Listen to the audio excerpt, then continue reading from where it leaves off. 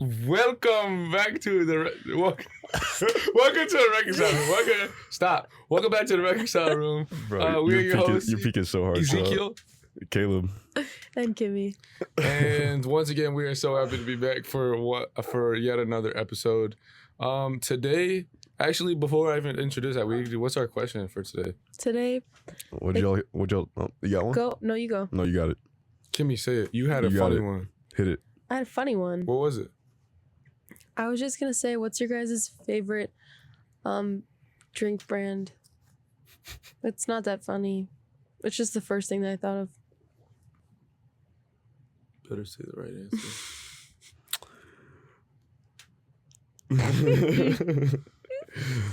Coca-Cola. What? We're bleeping that out. Bleep it. No, man. We're keeping that. I meant like, what's your No, favorite she's for real. She's soda bleeping it. drink? Soda drink? Oh, that's Yeah. such a different answer. You said drink brand All versus right, soda drink. what's yours? Soda? I don't drink soda. But like, What's your favorite drink? Growing up, Yeah. my favorite soda was for sure Mountain Dew. Like we would drink all the different types of Mountain Dew, Voltage, Red Code. That's what I was Pepsi like. brand. Your whole family has that like every time I go there. Yeah, but I don't drink it. You're right. Bro's healthy. Cause usually He I drink drinks bubble. I water. prefer to I drink don't touch bubble that. just because it's better. So it's got antioxidants. It's got like 0 grams sugar. You know, just all that good stuff. My favorite drink is probably coffee. Oh, you said My favorite drink? soda drink. Okay, fine. Then probably root beer. She does like a good root beer. a good Sprecher She root does. beer. I can confirm. Sprecher in that bottle. You ever get? Wait, it's not your turn yet. No kidding. That's the Go. way he Go ahead. went. He went so Go- serious. No, stop. Go ahead. Disrespect, man.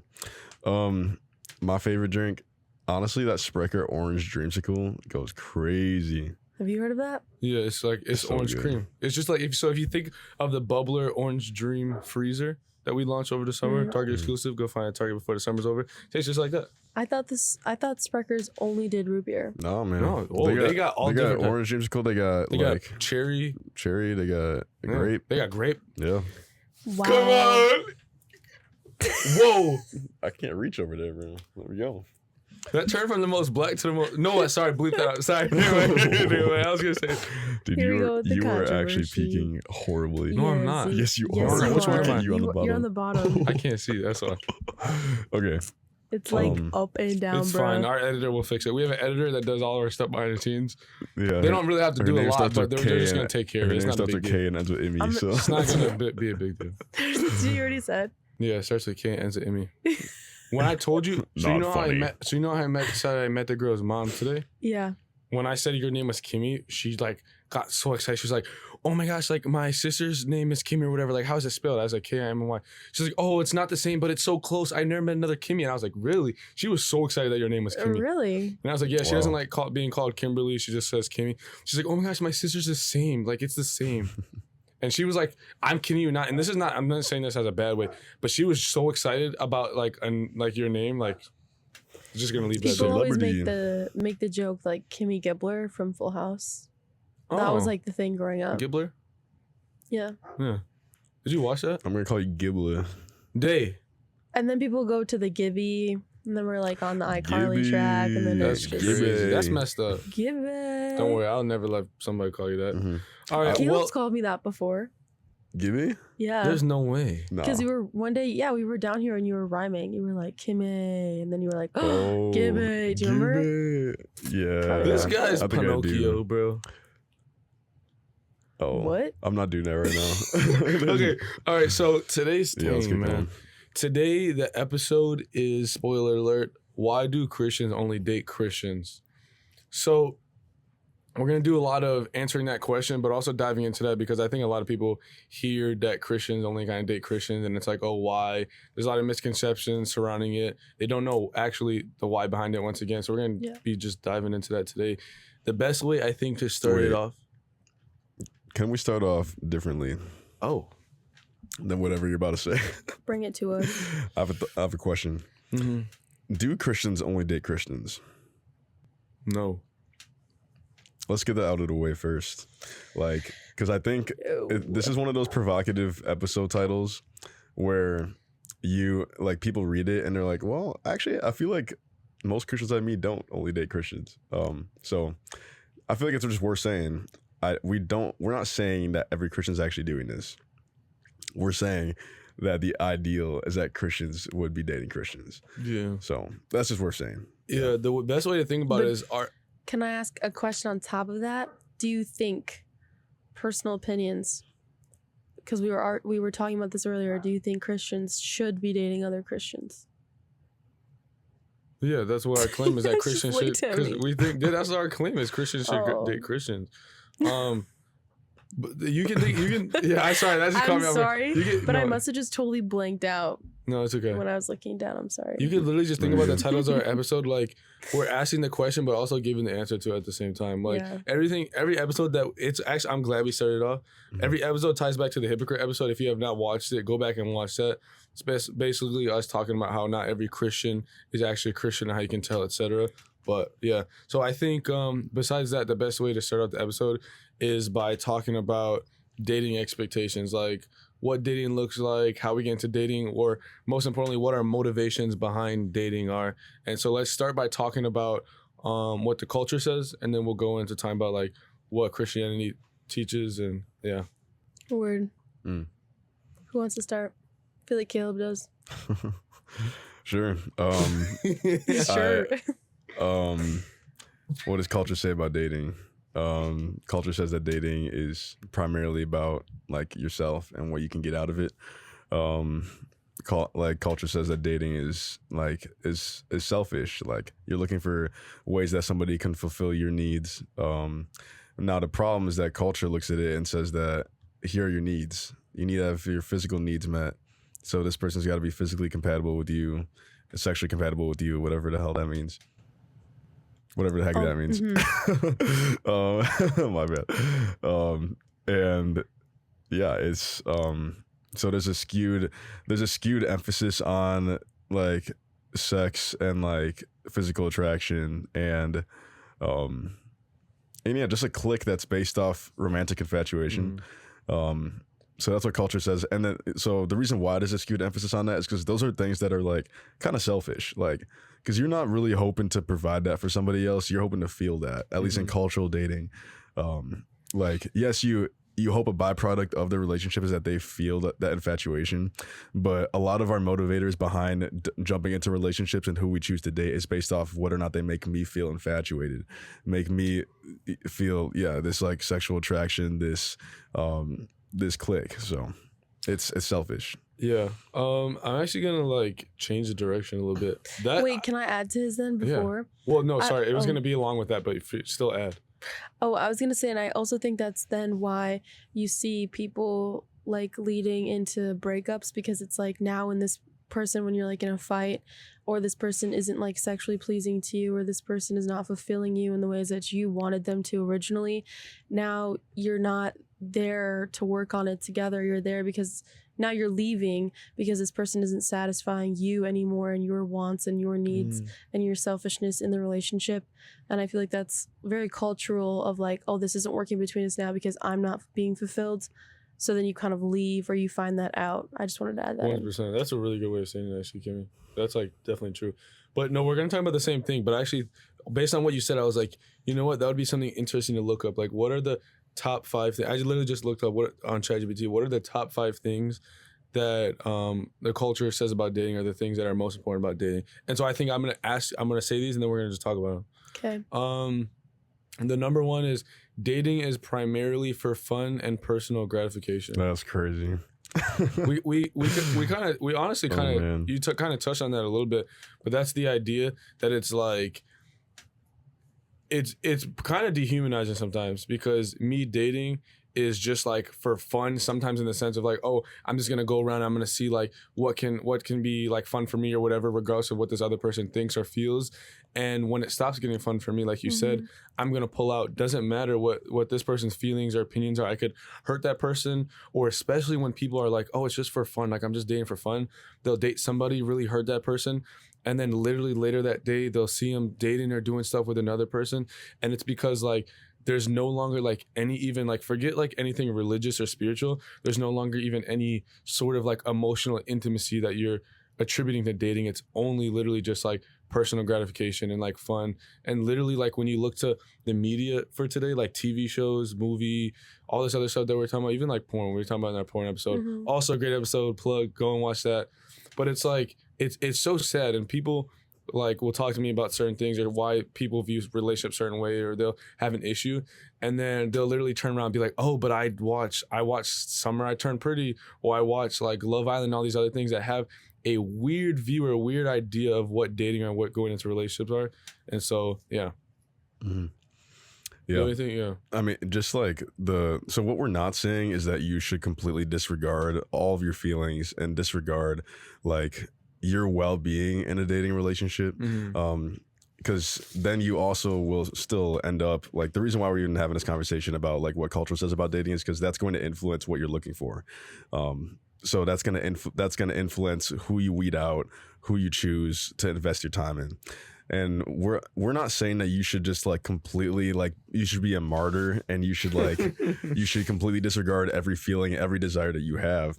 But you need to check whether or not that desire is actually something that's going to bring you true fulfillment, or is something that's just going to bring you immediate gratification that's going to lead to disappointment and like pain later. And we'll touch on why like that's why Christians date Christians, is because you're going after something deeper. Mm-hmm. But like, when we're back, I just want to back up and tell you guys that are listening, we're not saying don't care about yourself at all. Mm-hmm. We're saying that you're going to find ultimate fulfillment and you're going to get personal gain by first thinking about the other person and serving that person, mm-hmm. and investing in pouring into that person and what you can do for them. That's how you will eventually find fulfillment. Mm-hmm. If you have it flipped, then both parties will feel like unsatisfied, and that's how pain occurs, and that's how like hard breakups happen, is because they're not relentlessly serving each other. Yeah. Do you have anything to say about that or no? Mm-mm. We're gonna actually go back to that a little bit in the fourth one. The second one is you should date around, in quotes, to find the right person. The idea that you need multiple experiences before committing is heavily promoted. Phrases like sampling, crazy. Sampling? Sampling. Have you guys heard that? Phrases like sampling. I've not. I've heard it in the microbiome lab. I've heard people compare it to like trying out a car. Like you don't just go in on the lot. But anyways. Yeah. You know what? I want you to talk about this, but let me just like finish the sentence. Phrases like sampling or keeping your options open normalizes serial dating rather than intentionally seeking a compatible long-term partner. What do you think about that? You already have something you were saying. Oh, I was just saying like growing up, I just heard the comparison of you test drive a car before you buy it. And then you like apply that then to relationships, which it's like, you really think about it and you're like, what? So now you're basing your entire relationship off of if you're like physically and sexually compatible with somebody else. And then if you're basing it off of that, then you're what I think I value so much about being in a Christian relationship is because you do not have sexual intimacy, you're literally forced to get to know somebody on such a deep, emotional, intimate level that I don't think you would be able to have if you were like having sex before marriage or sleeping around with other people. I mean, it kind of goes back to that like objectifying view, where now you're objectifying them.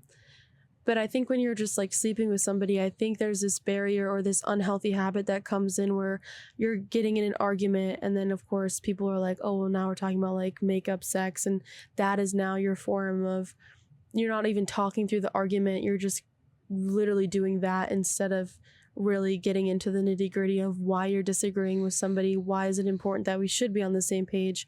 So I feel like just from my experience of what I've seen in my life or other people's lives around me, is that it's very much, I think, a band-aid, the physical aspect of it, instead of really knowing that other person emotionally.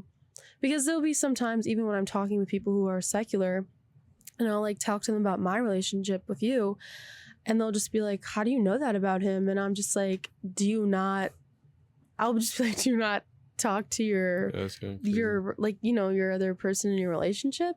So I think there is such like a sweetness, and I'm getting off a little off topic, but okay. I think there is such a sweetness of, even if you're not Christian, like taking that out of your relationship and seeing how much more benefit there is. I mean, if Christ says to do something, there has to be benefit in it, and seeing that and living that out, you see the benefit in that.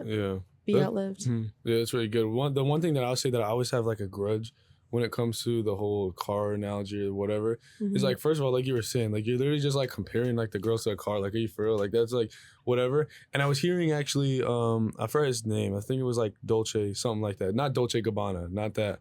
But there's this guy who he was the most secular kid. He was like in gang violence. He would do like crazy inappropriate stuff. He was like, do you know who I'm talking about? No. You were nodding your head like you're sorry. And yeah, my bad. and so like he was like in and out of jail. I'm pretty sure he did all this crazy stuff, but then he ended up giving his life to Christ when he encountered him. And one of the things that he was saying is he was like, people always come to me and they're like, oh, but don't you test drive a car before you like buy the car? And he's like, yeah, but if I could do anything I wanted to with that car, like there were no restrictions, there were no limitations or whatever, why would I ever want to buy a car? I would just go to a dealership or whatever whenever I wanted to use a car, and I would just continue to use a car. If I want to use a different car, a nice car or whatever, I can just use it whenever I want. There's no restrictions or limitations. And that's how people view dating in a large sense. And not every secular person has the same values when it comes to dating. So we don't want to say like there will be relationships or people that aren't Christian that like they choose to still wait till marriage to have sex because they still see merit in that. So we just want to make that clear. But like typically, and especially like in our college experiences and the people that we've met a lot of times that's what kind of comes with that. So the idea of like dating around or like I got to sample or I got to like try out a bunch of different things or a bunch of different people or whatever. And it could be in a physical way, it could be in an emotional way. But when you start to view it that way, again, it becomes so damaging. And I can't tell you the amount of like girls or the amount of women or even the guys that I meet that like are literally scarred, like their hearts like are still hurt or aching from past relationship where somebody treated them miserably or like discarded them. Like I think one of the ways people are hurt most from relationships is like even if a relationship ends, which is really hard, it's more the idea of like when somebody just feels discarded, like when a girl is like, yo, like I really poured everything into this man, like I wanted to be like emotionally vulnerable with him, I wanted to get close, I thought we were gonna get married, and then he just dumped me one day, and then the next day he's going on dates to the movie and sleeping with this girl or doing this stuff with this other girl. It hurts so much because that person feels discarded. They feel like the car that was left behind because you wanted to go try out a different car instead and explore everything with that car before doing anything else. Caleb, you're gonna like talking about this one. Not because I'm so sorry. When I say that sometimes, like I hope you don't think that's like me putting something on you. But I just know that like you do a lot of looking into like stuff like that and you talk about it a lot. Okay, the third one is physical attraction is the main driver. Culture tends to prioritize looks, chemistry, and sexual appeal as the most important factors in choosing a partner. Emotional, spiritual, or intellectual compatibility often takes backseat in mainstream messaging. Yeah. So if you're driven by this, okay, let me say something crazy. Is that if you're a man and I don't like you smiling like that. That laugh is crazy. He's ready to talk. Because people not gonna like this one. if you're a man and you meet a woman that you're attracted to, and you're a woman and you're attracted to that man, you guys are sexually compatible. Like, if you're like, you don't have to like find out if you're sexually compatible. Like you are. Like that's you guys are created to be sexually compatible. Like so you will be. Now, the reason why you wouldn't think so, and the reason why you might hear me say that, and you're like, no, what if they, any hesitation you have to that statement is rooted in the fact that you've been overexposed to sex in some degree, whether it's media or doing it. And now you've screwed, like, not screwed because there can be redemption, but until you fix it, you have screwed your ability to be healthily intimate to one person. So you can't imagine if she's not experiencing this way, like if she doesn't look like exactly like this, like how would sex work between us? First of all, you're having sex like 0.6% of the time that you're in a marriage. So what are you doing the other 99.4% of the time? Like care about those things, because you will figure it out when it comes to sex when you're in a marriage. It's things like porn, it's things like shows and movies, it's things like books, it's things like you just having sex with a bunch of people before you get married that's going to cause you to have hesitations to whether or not you're sexually compatible with this person, when in reality everybody's supposed to be sexually compatible with everybody, because we're supposed to be clean slated before you go into that covenant. And we've gotten screwed by media, and in our generation we've gotten screwed in a way where nobody's clean slated. So we all think that there's this big, like, I need to figure out if we're sexually compatible. You are sexually compatible, but you've let media and different things ruin that for you. So I just think like we're overemphasizing physical attraction Because there are probably millions, if not billions, of more people that you are sexually compatible with than people that you are actually emotionally and spiritually compatible with. So why are you trying to find the most physically attractive person when instead you should be attracted to somebody who's giving you something emotionally and spiritually that not everybody can give you? Because if you're a guy, 99% of women you will have sex with and be fine. Like, you're not going to be like disappointed. And if you're disappointed, it's because you had this whole preconceived notion because you've either had a bunch of sex or you watch porn. That's sad. And that's where a lot of us are at.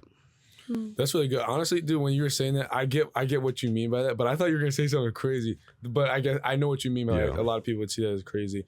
The interesting thing is, when you allow even like your sexual desires to like take foothold or like the driver's seat in the relationships, and the reason why people view Christians as like, oh, like you guys view it as like the least important thing, again, it's not us saying or talking about in the sense of like physical attraction is not important at all, because again, if you're in a relationship with somebody and you're just like not physically attracted to that person, or you're not like, I shouldn't say that. I was gonna say What? I'm sorry. Wait. I'll tell you later. I'm sorry. Oh, never mind. Sorry. Anyways, I'm locked in. No, so when we say that, it's not because physical attraction isn't important. It's the same thing inverse. So it's like, it's not the most important thing because you're not spending the most amount of time in a relationship doing that or viewing things that way. Like, yes, I'm physically attracted to Kimmy, but the most attractive thing to me about her is our compatibility emotionally, like the way that we get along with each other, the way that we can laugh with each other, the way that she gets along with my family, and ultimately her relationship with God and how that drives everything in her life. And I love that, and that's something that I want, and something that I want us to be able to go and step into together. But it's like, if you're looking at somebody and it's like, oh, I can have sex with the person, but like I just can't sit down and bear to talk to them for more than like 30 minutes, then like, again, Caleb's point is like, what are you going to do your whole marriage? Like, that's going to be miserable, and then you're going to want to get a divorce because it's like, well, she doesn't want me to go and have sex with other girls or try to talk to other girls and be vulnerable. Well, duh, she doesn't. And it's like, you're now like, okay, I got to get a divorce so I can make myself happy and I can go try to self-gratify. But then on the inverse, it's like, and again, it's not the highest important, but it's like, if I can get along with somebody, if I can be friends with somebody, but I'm not attracted to them physically, and it's like, man, like I just can't, and it's not in like a demeaning way, but you're just not physically attracted to everybody.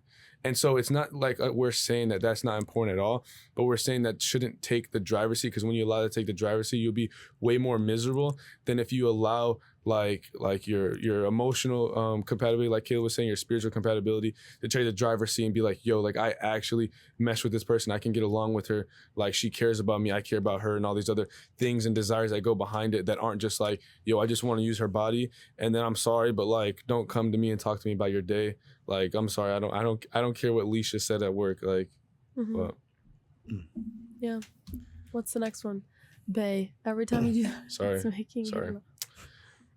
For dating, this is a very great one for the gospel. For dating is about self-discovery. Dating is framed as a way to find yourself or figure out who you are rather than a way to serve, grow, and invest in someone else. This can create a very self-centered approach to relationships rather than a mutually focused one. I'm gonna look at the camera when I say this. If you are dating somebody, if you are in a relationship to discover yourself, I'm sorry, but you're not gonna discover yourself. And that's because the only way to discover yourself is through what your actual purpose is. And your purpose is not reliant on what this other person thinks about me, what this other person feels about me. Oh, if this person is sexually compatible with me, that does not affect your purpose. And so if you're looking to a relationship, and I know a lot of people that are doing that, for self-discovery in the sense of who am I, like how can I feel fulfilled? When we talk about that, like sometimes, like Caleb said the word earlier, he's not meaning that in like a ultimate fulfilling sense, like this is what my life is reliant on, but he's talking about like fulfillment in the sense of like the relationship and in the context of that. But it's like, if you're looking at a relationship like this man is gonna like complete me or fulfill me, or he's gonna give me the answer to like who I'm supposed to be or how I'm supposed to live my life, you're not, because they're not meant to do that. Kimmy is not meant to have the burden of making me figure out who I am. She's going to help me along the process. She's going to help edify me, help me in my process of sanctification and growing closer to God. But if I go to Kimmy and ask Kimmy, like, Kimmy, who am I? And everything is reliant on her and what she thinks of me and how she views me, or even, again, me relying on my purpose for her, she's not meant to fulfill that role. So she's not going to be able to that. Nobody's going to be able to live up to that, and vice versa. But I was also going to say, I think that's also why when people get broken up with and they feel such a sense of like you're missing, a lot of people will say like I'm missing my other half, or I just feel like a part of me walked away with this person. I think there's obviously more things behind that, but what you were saying, where I think that is a really big sign that you were relying on this other person to define who you were or who you are. And now, because you were relying so much on that other person, now that other person is gone, you almost have an identity crisis, because you're like, who am I without this other person feeding into me and telling me these types of things? And so it's really, really important to be rooted, we believe, in Christ, so that your relationship, even if this person, like something that me and Zeke talked about like early in our relationship is like, when we were like talking about dating and stuff, is like, if we didn't have each other, we still had Christ, and because of that we would still be fine, we would still know who we are. But because we have each other, we are just being able to be more edified in Christ. Like Christ is revealed more to us through the other person, through dating. But just being secure as a Christian in Christ, knowing that your foundation is not moving based on who you're with, or if something happens to somebody else, like if you're married and your partner happens to die, it's like your foundation is still not moving. It's the same as yesterday, and it will be that day, and it will be the next day. And so that's, I think, really unique about Christianity, and something that is very admirable in my perspective. Oh my gosh, I didn't even read this before. Number 5 is commitment is optional or even restrictive. Many cultural narratives portray marriage or exclusivity as limiting freedom or happiness. Crazy. Keeping things casual is often glorified, while serious committed relationships are sometimes framed as boring or outdated. Which is how everybody, and which is part of the reason why we're doing these episodes. If you ever feel like, by the way, you're being left on a cliffhanger when Caleb mentions dating, or when we mention like sex before marriage or any of this other stuff, we'll have episodes about it. So don't worry about that. We can't possibly cover everything in one episode. But the thing that's so crazy about this is we talk about this because this is how people view Christian relationships. Like, how many people do you know that view Christians, like even like dating, as boring or like outdated, because it's like, oh, you're like not even able, like people would literally tell me to my face, which is crazy, by the way, Zeke, there's no way that like there's no way that like you want to like date this girl or whatever. There's no way you guys have fun if you guys aren't like having sex, or if you guys aren't doing all this other stuff. And I'm like, dude, like, no offense, but when you've gotten to a level where the peak of a relationship, and especially the peak of a relationship outside of marriage, like the only way that you can have fun is like by having sex or being super physical with this person, to me, that gets scary. Because like people would literally come up to me and be like, Zeke, like, I don't know if I can like be in this relationship because like this person doesn't want to have sex with me, or like we're not doing this and she's not letting me like get physical or whatever. And he's like, I just don't know if I can like be with her. And I'm like, what? Like, what? Like, why do you think that is? And it goes into that idea of like, oh, well, like, I just don't know. Like, what if we get married and like I'm not pleased, or I'm not like, what? There's not pleasure inside of that. And to Caleb's point, when you think about porn, and the whole idea behind this is literally, I'm just gonna come out and say it.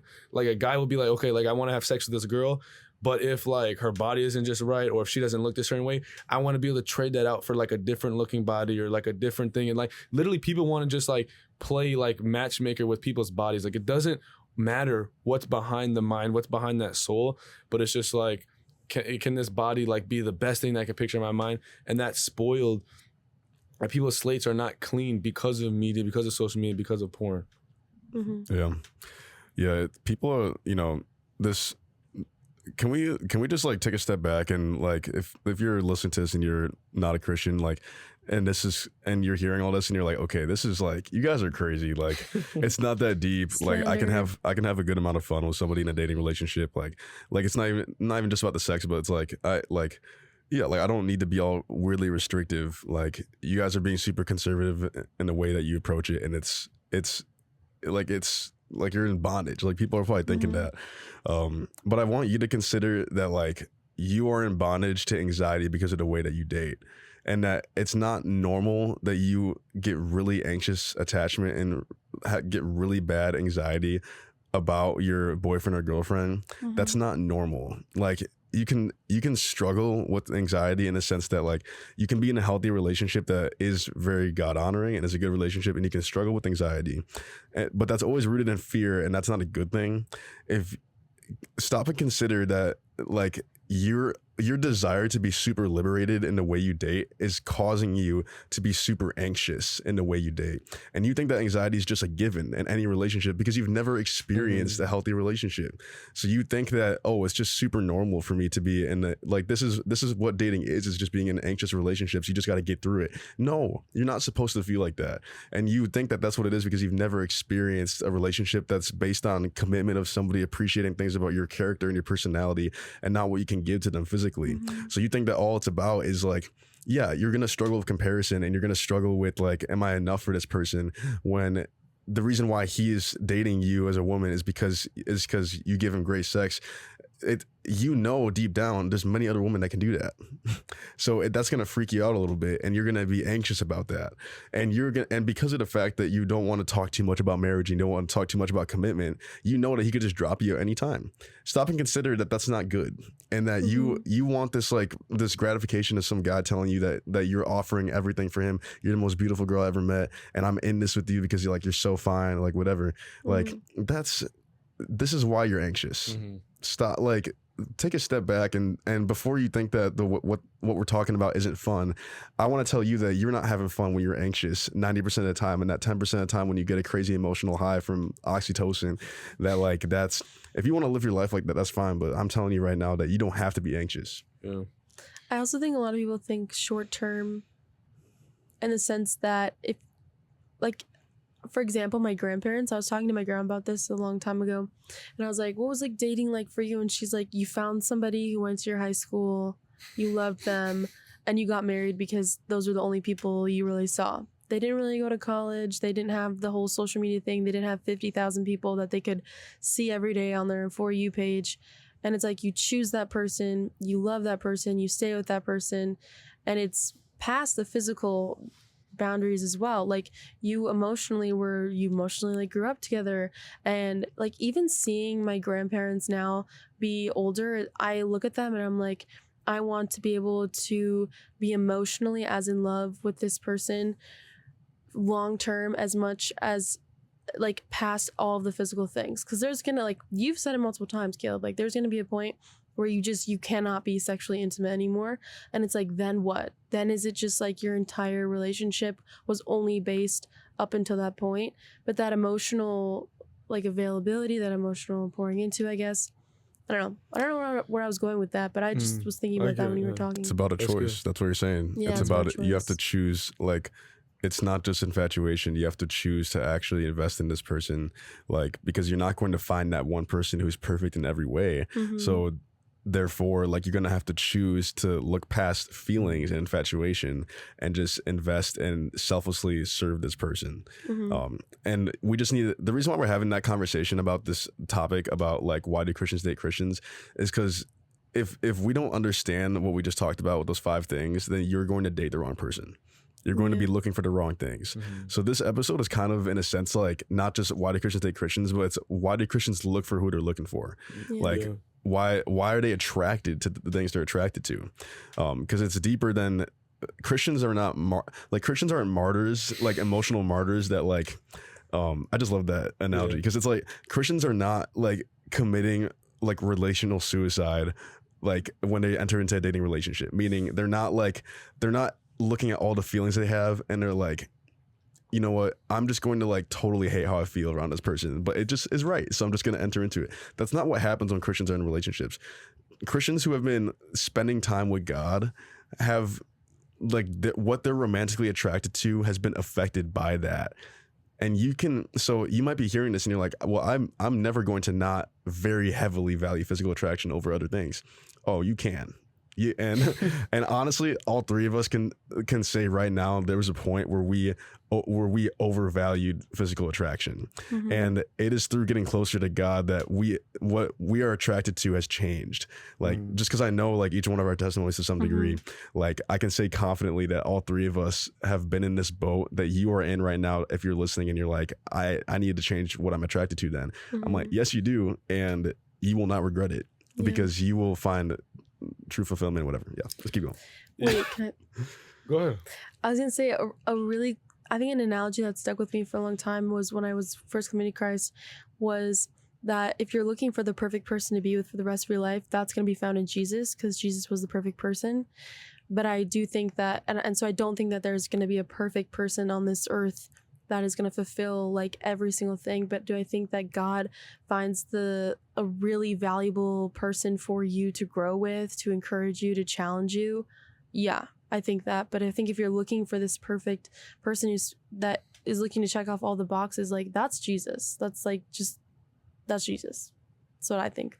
Yeah, it's interesting, and I'm not gonna get deep into it because we're gonna have plenty of other episodes about different facets of dating, like how to date, why date, like all this other stuff. So I'm not gonna get too deep into it, but like I really just want to like mention that if you're interested and if you don't want to wait for like future episodes, which and hear about other types of dating or whatever, like literally the book, you hear me say the name probably pretty often when it comes to this topic, Ben Stewart, like the book Single, Dating, Engaged, Married is so good. And like a lot of the stuff that we'll talk about, like will be like he'll do such an amazing job of describing it in the book. He'll also list out like studies and stuff because obviously it's a book, so it's very in depth. And so it goes to a level that we can't always go to in this podcast. But even if you don't want to buy the book, it's literally free on Spotify. You can listen to it. I'm listening to it right now. But anyways, like to the ladies and to the like girls that are out there, like, and I specifically say this to them Ladies, where you because at? like it happens to guys too, but like it sadly like mostly happens to girls from what I've seen in my own personal experience.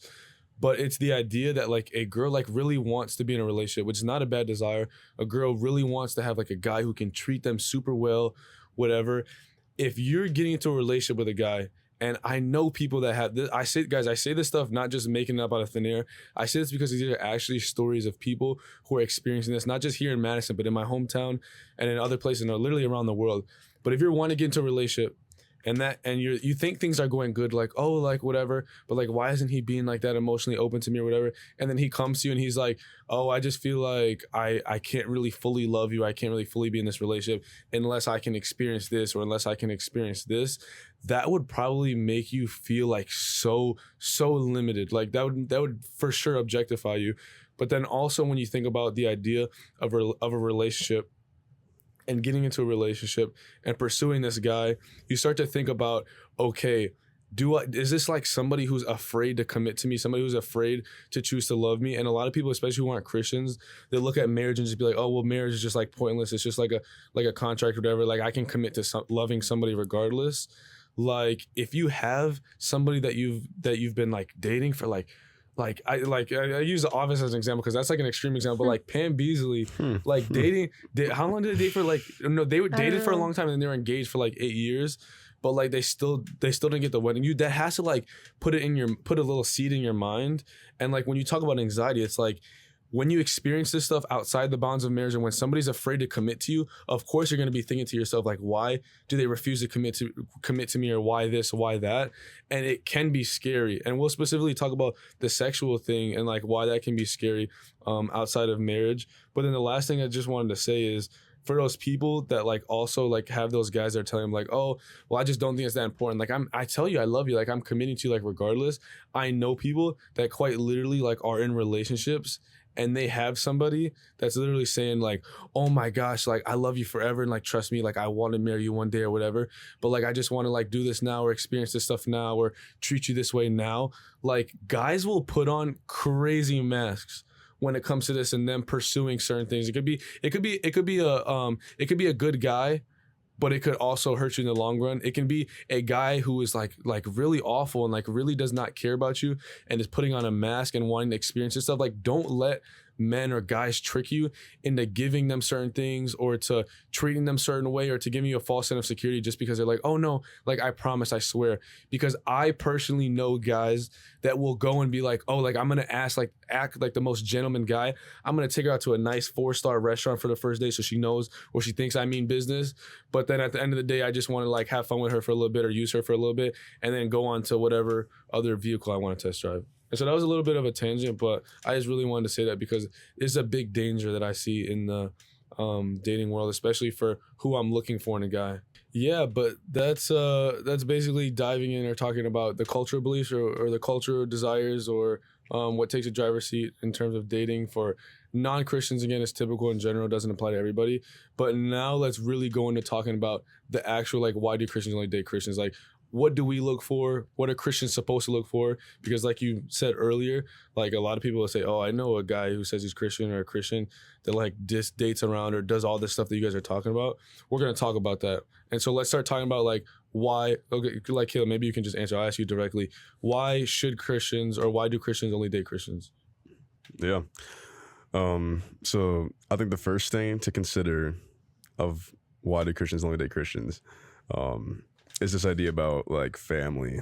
And we need to back up and explain that the point of dating, I don't even know if we really said this. So the reason why, I guess you could actually back up and say there is one reason why Christians only date Christians is because dating is about getting married.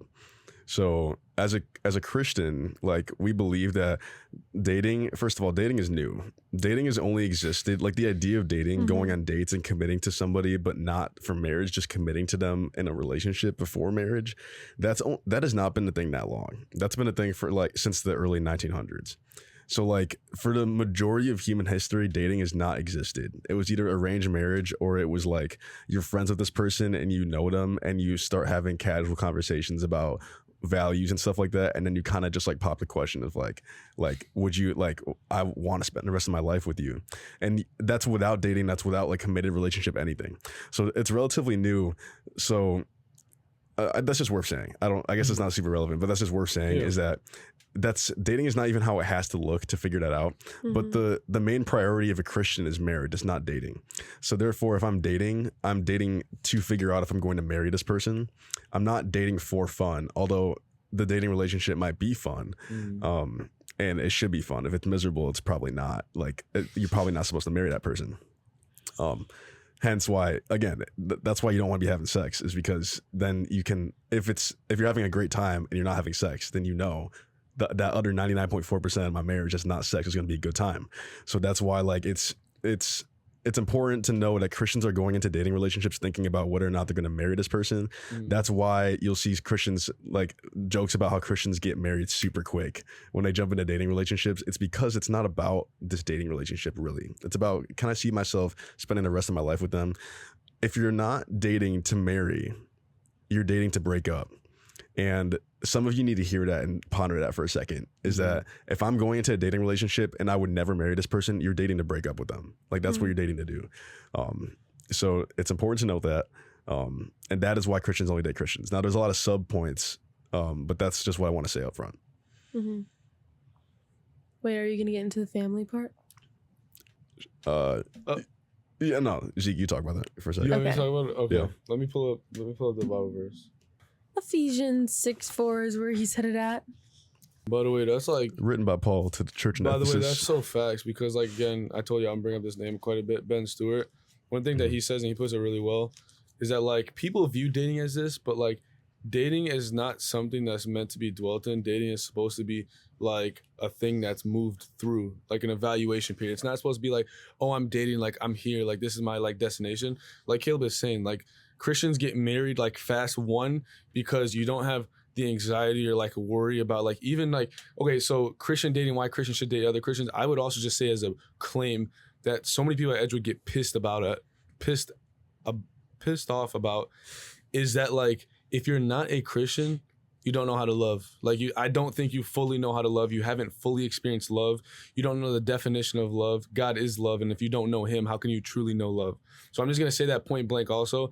I do believe strongly that like if you're not a Christian, if you don't have a relationship with God, that you are not going to be able to love to the fullest of your capabilities. And nobody's perfect, but like I don't think that you can fully do that. If you're curious about why, if you go back and listen to the episode, Why Do Christians Obsess Over God's Love? We explain pretty deeply in that episode why I think you need to be connected to God in order to truly have the best love for somebody. We'll link it. By the way, actually on that, do you mind just like, I'm going to read this. I'm going to just briefly talk about the family thing, but literally, do you want to just pull up 1 Corinthians 13 and just literally read 4 through 7 and literally just say, because people will see how that goes directly against those 5 cultural points that we talked about. You know what I mean? Yeah. Okay, Ephesians 6:4. That's where I'm reading from. Fathers, do not exasperate your children. Instead, bring them up in training and in the training and instruction of the Lord. So the reason why we bring this up when it comes to dating and like values is because if I'm a Christian and if I'm looking at you, Kimmy, if I like propose to you and like I'm like, okay, like we're gonna get married and like we're married and you're non-Christian and I'm a Christian, I'm gonna want to obey the word of God. Hopefully, if I'm a Christian, if I love God, I'm gonna want to obey Him. Again, 1 John, you can go and read that. And so I look at this and it says, bring them up in the training and instruction of Lord. So I'm like, you know what? Like I'm gonna do that. I'm gonna live that out. I'm gonna raise my kids to love one another, to respect one another, to revere God, to fear the Lord. I'm gonna raise them in all these different facets of life. Raise them to go to church, all this stuff. And you might be here on the other end, sleeping in on every Sunday, not going to church, not caring what I teach the kids. I might tell the kids one thing that you're like, oh, cussing around the kids, or it doesn't matter really. We there inherently have different values or different worldviews. And if this is true, and if this is like the most important thing in my life, which it is and which it should be, then I'm going to want to teach and raise my kids on this. And if the other person, it could be the guy or the girl, is contradicting that makes it so hard. Like I told you guys earlier, I know people who are Christians who are like, hey, like I'm trying to get so and so to go to church or go to church with me every week. Imagine being married to that person, and like this doesn't directly have to do with family, but just like if you don't even have kids, imagine trying to beg that person to go to church with you every Sunday. Imagine how exhausting that would be. Mhm. But do you want to go ahead and read those, and just like people will see clearly how that contradicts what the cultural views are. Yeah. So 1 Corinthians 13, starting in verse 4, it says, this is a New King James, so I'm already noticing it sounds a little bit different. But it says, love suffers long, which means love is patient, and is kind. Love does not envy. Love does not parade itself. I do like that. Love is not puffed up. It does not behave rudely, does not seek its own. It's not provoked. It thinks no evil, does not rejoice in iniquity, but rejoices in the truth, bears all things, believes all things, hopes all things, endures all things. What's iniquity mean? Iniquity is basically sin, transgression. Those are all kind of describing the same thing. I'm gonna just list. I'm gonna list out the 5 things so then you can like people have a reference point for what you're about to say. The first one again was dating is primarily for fun and personal gratification. You should date around to find the right person. Physical attraction is the main driver. Dating is about self-discovery, and commitment is optional or even restrictive. Yeah.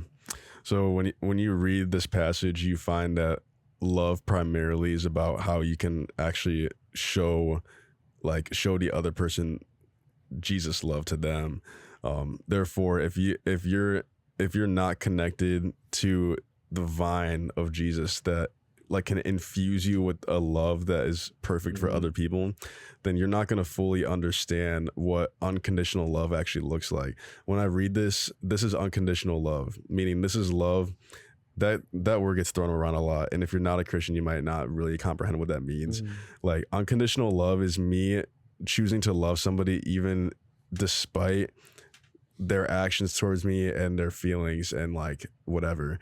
I'm not saying that if someone is like abusing you that you should still continue to choose to love that person. That's not right. You need to seek help.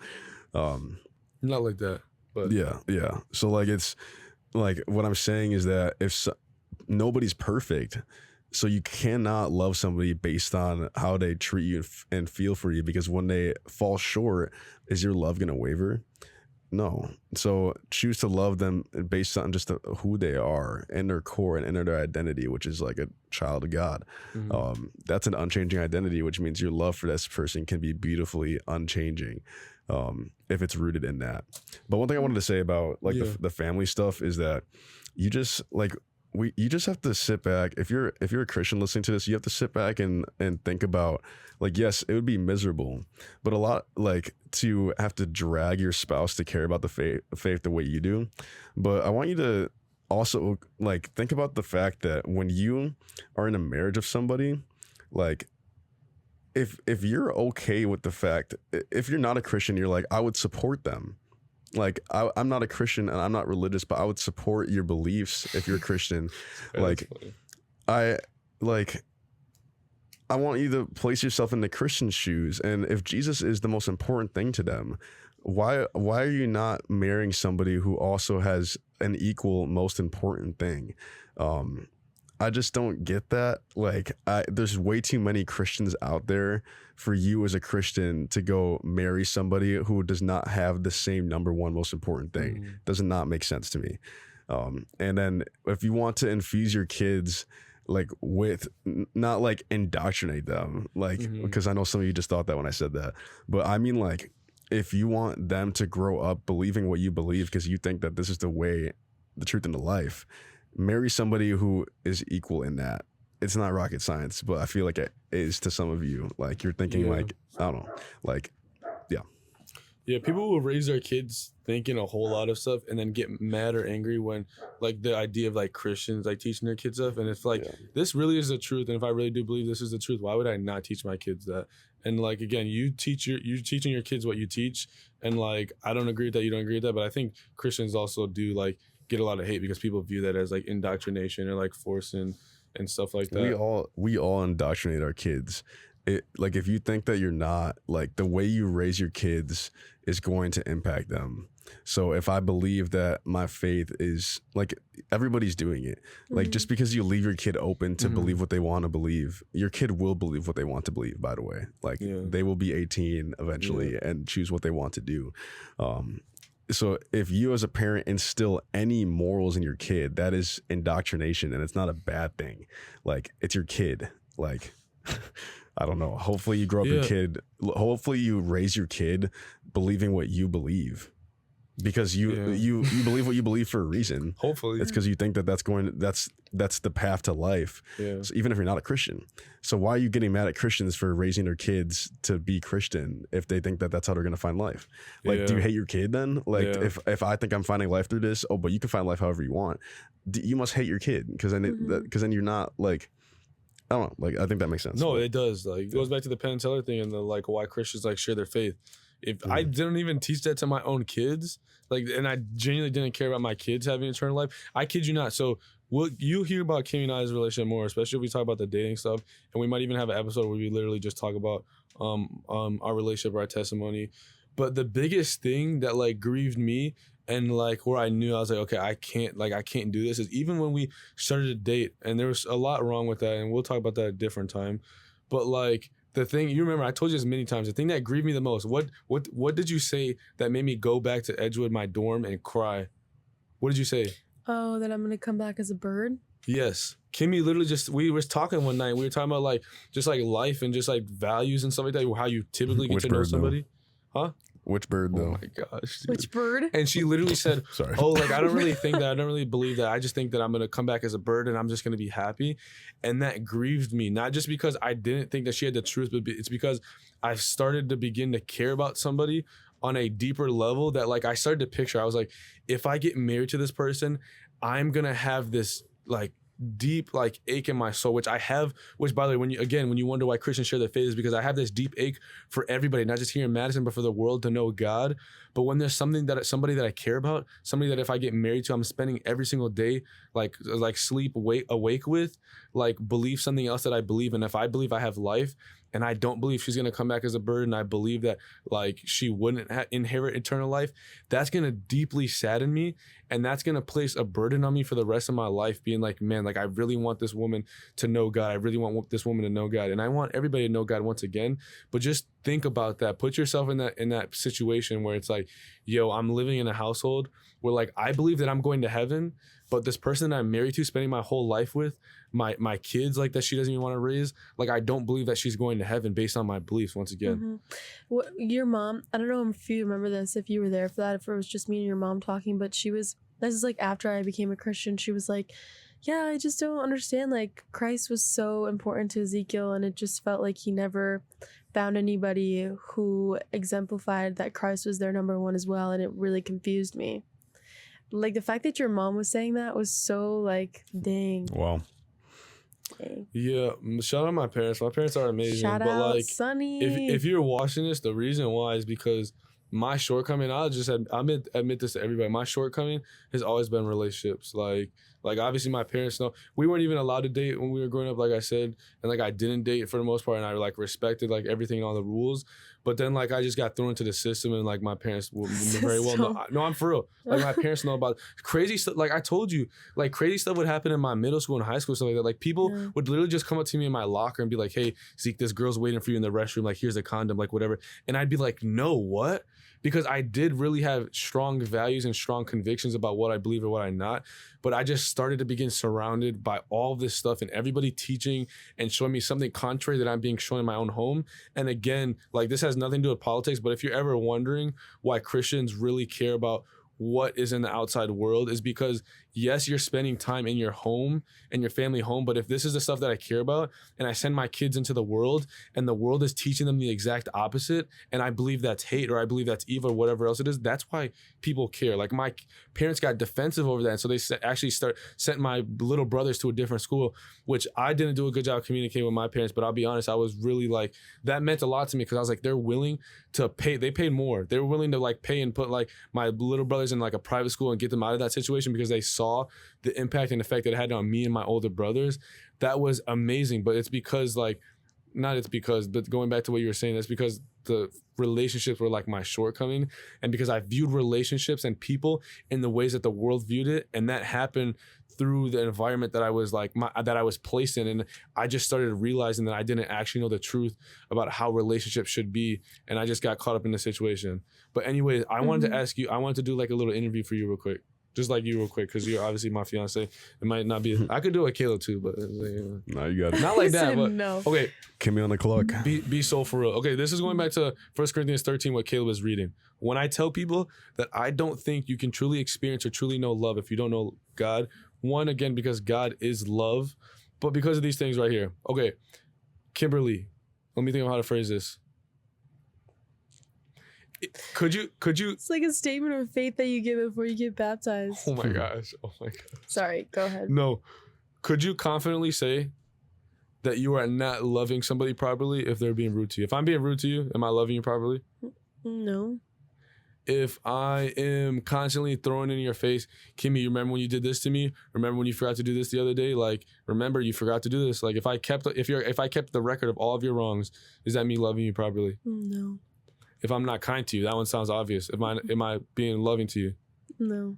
Exactly. You can go through this whole list. I'm not going to go through the whole list, but that what Kimmy said right there, I would be willing to bet that if anybody I go to, they would say or they would repeat those same things. But people have an issue with when you make that claim or when Christians make that claim, oh, that's not loving properly. They literally, like, I've had Christians this past week just throw in my face, love is love. I don't believe that you can tell somebody they're not loving properly. Well, I'll go through this list with them and they'll be like, no, that's not how you love somebody. If I, like, this is an extreme example again, but if I rape somebody, that's clearly not me loving that person. And you could go through all these examples and I'd be like, I agree. But then when I make that statement, so this is why I want you to just understand out of all this is why this is why Christians make that claim. Just wanted to get that out there.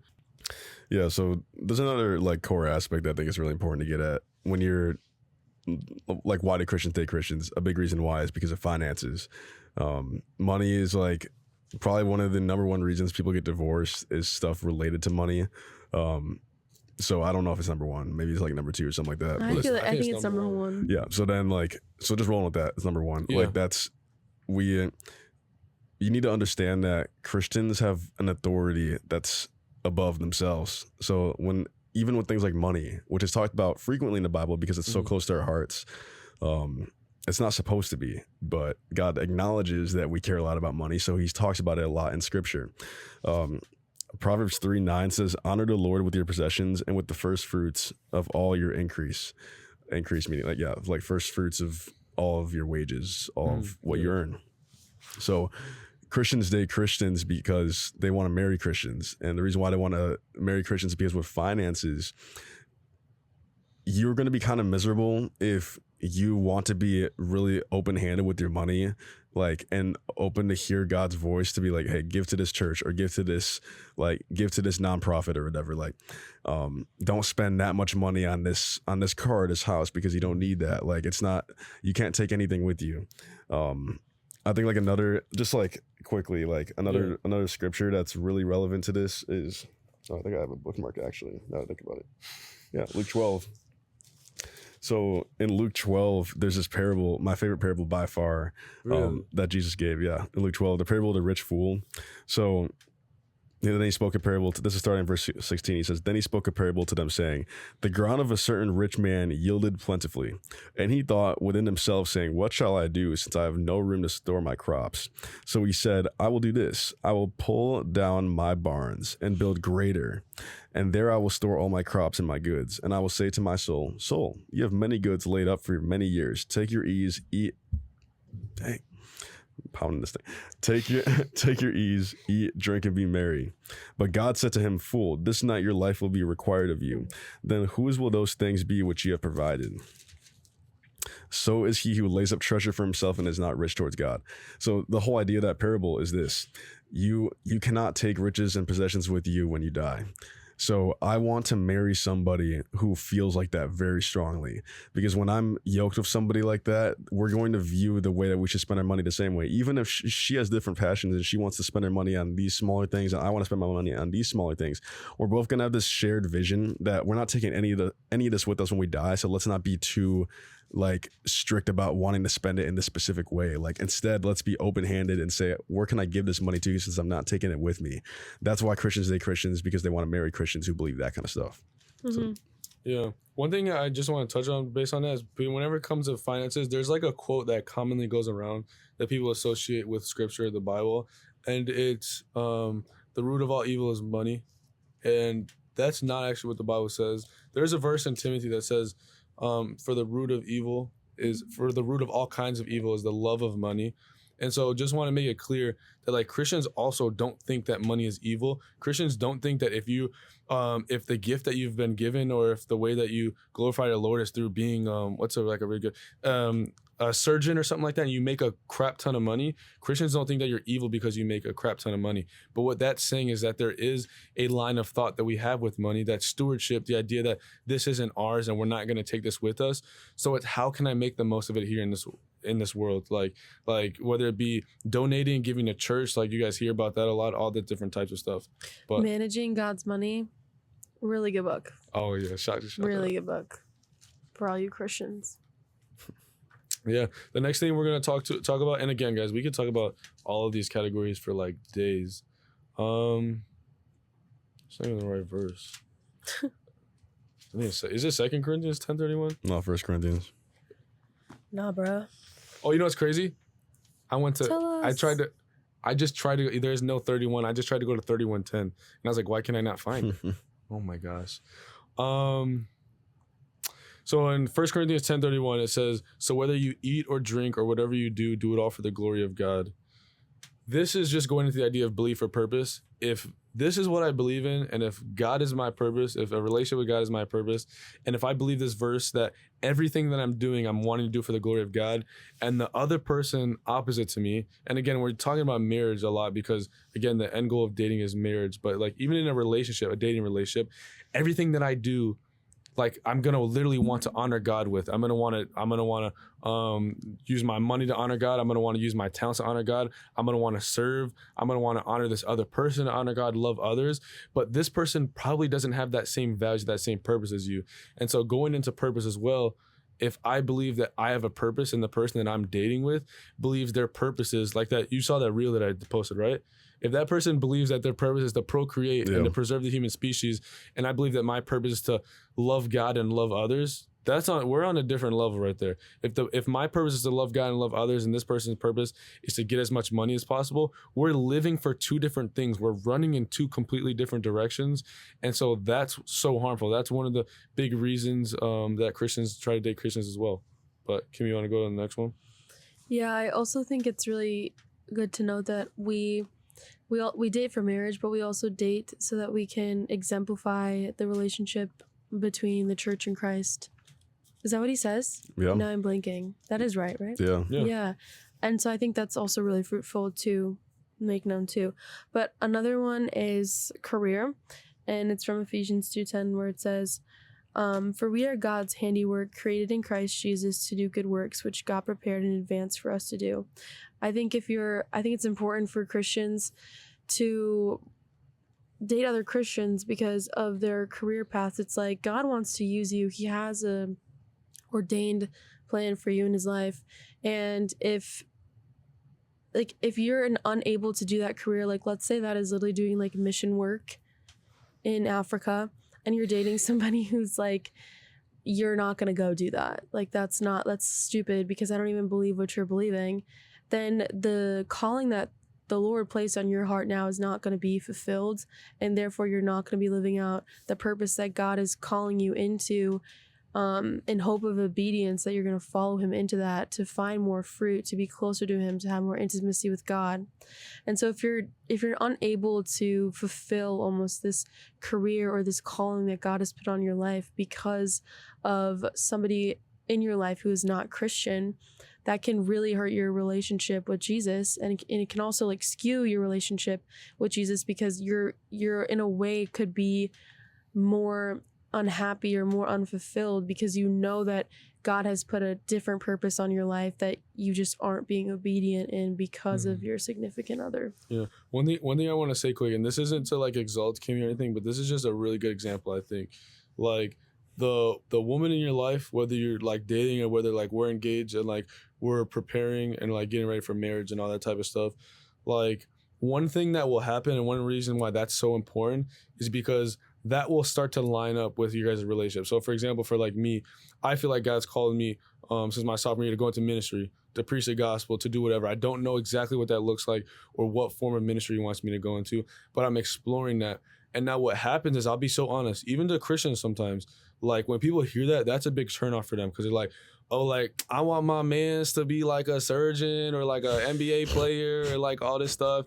Like yeah, it's crazy. Oh it's because I'm my. black. They think I play basketball. No, I'm kidding. Okay. No, Oh my gosh, and you're funny. they see that as a turnoff, one, because of money. Because people think about like, typically there is some examples of it, but people think about like pastors or like missionaries and stuff like that, and they're like, oh, when was the last time I saw a missionary driving around with a Bugatti? Like that's the kind of life I want. I'm being so for real. Like that's a turnoff to a lot of people, and even Christians. Like you'll start to see, and you don't have to like want to date a minister or pastor or missionary or whatever, because it is a higher calling.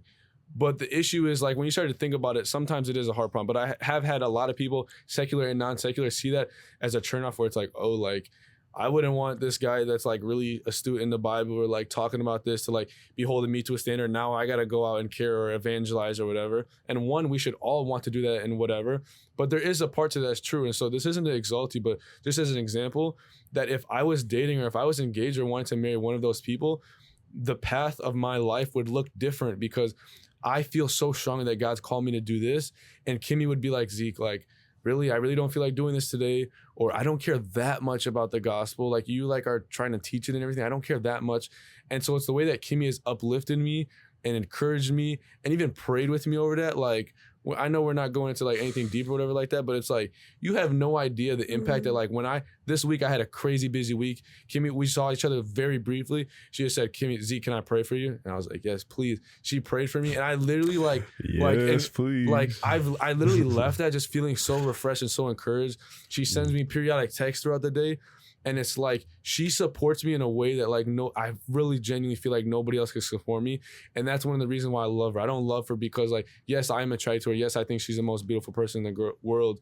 But like, at the end of the day, I love her because of that, because that support that she gives me, that encouragement that she gives me, and the way that she pushes me closer to God ultimately. And so that's a little bit of a side tangent. You can go on. Yeah. And I want to add to that too, is if you are like two Christians who are dating, and let's say like somebody, I'll use us for example, because when Ezekiel started going to school, you wanted to go to school for, what was it, biology? I was wanting to go into sensory biology.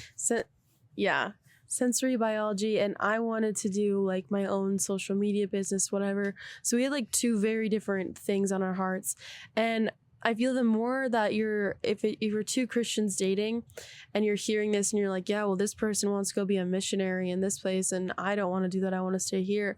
Like, the Lord, when like he has somebody for you, like the Lord really works out your guys' paths and your guys' heart postures, that maybe you could say too, where it's like me and Ezekiel have been so crazily aligned with like a mission and like a statement. And obviously we are not married.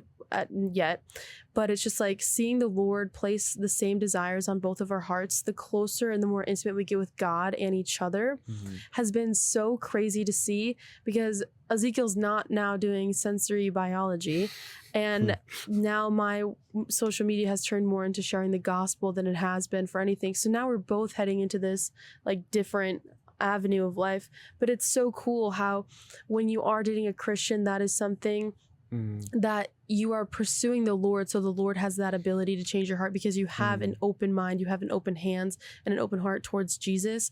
Whereas if you don't necessarily have God, you're just looking to that one dream that you've had since you were little maybe, or something that you just want to accomplish, and you may not budge on that because that is something that is rooted in your own desire and not something that has higher authority. Yeah, so and guys, that is literally the most exciting thing. Kimmy and I have conversations all the time. We're so excited to get married. One of the reasons I'm the most excited to get married is because I can't wait to see what God uses our marriage for. And I also just love this person so much, and I just have the desire to love her better and to treat her better and to provide for her and to protect her and all this stuff. And I genuinely am so excited because I cannot wait to do that. And then to like even eventually, like it's scary for a lot of people to talk about, but even eventually start a family. A way that might be easier for people to understand this is the people that you see the most like in their careers are like athletes, right? And like a lot of people, especially with the rise of TikTok, whatever, a lot of like girlfriends or like wives or whatever, or even husbands of like professional athletes, like you see them there. Could you imagine, and sometimes it's in a bad way, could you imagine like this, like for a lot of athletes, like it's, even in college and high school, this is the number one thing in their life. I've met people who it's like, this is the number one thing in their life. Nothing else matters. And I just want to like put into perspective, like as a Christian, the number one thing in your life should always and only be God and your relationship with God. Doesn't mean you can't pursue anything. You can't have any desires. You can't have any dreams, talents, whatever. It just means that the number one thing should always be God and Jesus. And so imagine if that number one thing in your life, you're just like, I'm training my whole life. I'm grinding my whole life so I can be an NBA athlete, an NFL athlete, an MLS athlete. I want to go whatever. And you have a girlfriend or a boyfriend who could not care less. Like they could not care less. They're not going to like support you or encourage you anyway. Imagine you wake up and you're like, dang, I'm struggling. I feel so tired. I don't want to go to the gym today. And imagine you get a text from him being like, no, like remember, like reminding you of that dream and encouraging you. You're going to want that. You're not going to want that person. You think any of the professional athletes in the world want somebody who doesn't support them or show up for them or like care about what they do whatsoever? No, that's miserable. And they imagine them going home like, hey, sweetie, so we just won the Super Bowl. Oh, cool. Like, you know what I mean? Like, that sounds like an extreme example, but like nobody would want to be in a relationship with somebody that doesn't care about that number one most important thing in your life. Yeah. And here's the thing, like with the career stuff, really what we're getting at is that it's not about them being okay with whatever career you want to do. That's not what we're trying to say. You shouldn't date a Christian because they're going to be okay with whatever career you want to do.